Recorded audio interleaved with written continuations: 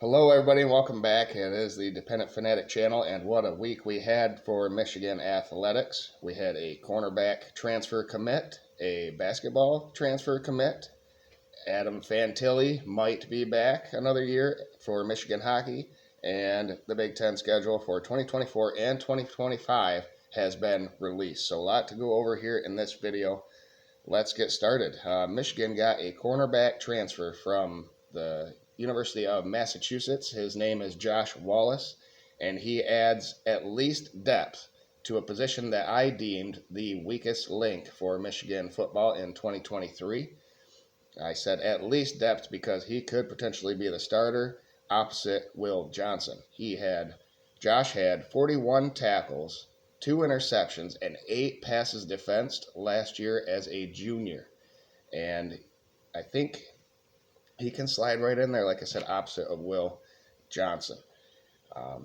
It was all at Massachusetts, so you have to take all them numbers with a grain of salt. But I like the pickup. At the very least, it's depth. Michigan basketball got a transfer as well from Tennessee. Olivier Nkamhoua adds depth and shooting ability to a team that desperately needs both. Olivier had 51.3% field goal percentage, which rivals the top player at Michigan currently. 33.3% three-point percentage. He had 5 rebounds a game and 10.8 points per game in 25 minutes per game. So it's another kind of person that you want to improve under Juwan Howard, but man, has he struggled with developing talent at Michigan. He gets the transfers in or the one and dones, and then they leave or they get injured, and it's just a tragedy what the Michigan basketball program is going through right now. I don't think it's the NFL, because here is the next topic, or the NIL, excuse me. Adam Fantilli might be back. Is this a one more year fund type recipient? Do they have that for hockey and college basketball? Adam is projected as the number 2 overall draft pick for 2023. If he stays at Michigan, they will be favored for the national championship next year.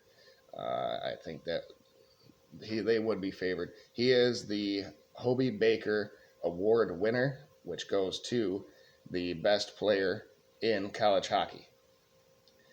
Fantilli scored 30 goals and had 35 assists last season, which is pretty remarkable for a freshman. And that's what I'm saying. I think it proves that Michigan basketball program isn't failing because of NIL.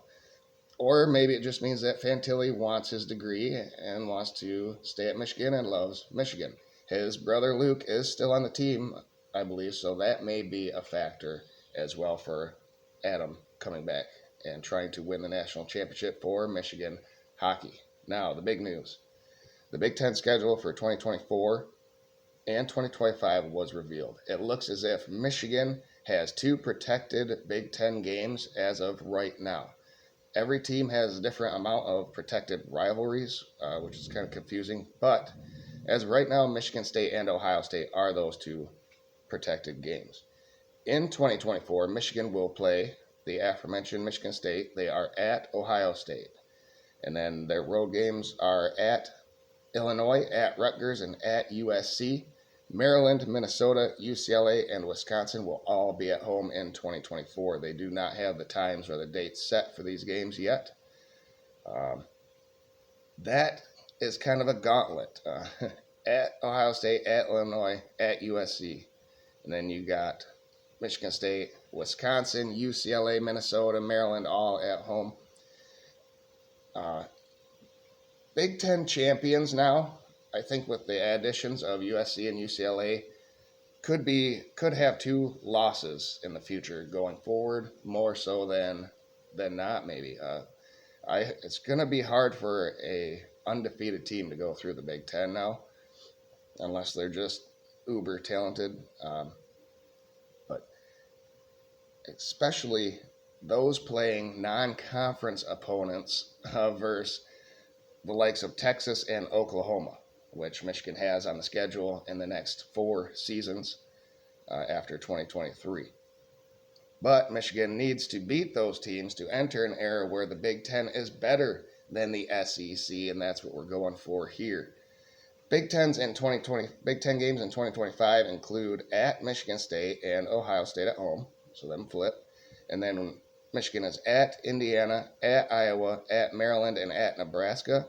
And they have Northwestern, Penn State, and Purdue will be the home games. By this point, Jaden Davis will have the reins, probably, and that schedule isn't really that daunting. I can see him picking up and putting together a string of wins that equal up to a pretty darn good record for Michigan in 2025. Let's start with 2023, though, because one thing leads to another, and Michigan has a great chance to flip recruiting late in the season as they go on their run for the national championship in 2023. And predictions for everybody will be up here coming pretty soon. I'm going to start with the Big Ten and then the SEC and do individuals videos for each conference coming up here soon. So stay tuned for that. Thank you everybody for watching. Hit the like button, subscribe, hit the bell for notifications so you know when those videos will be uploaded. And have a great day, everybody, and go blue.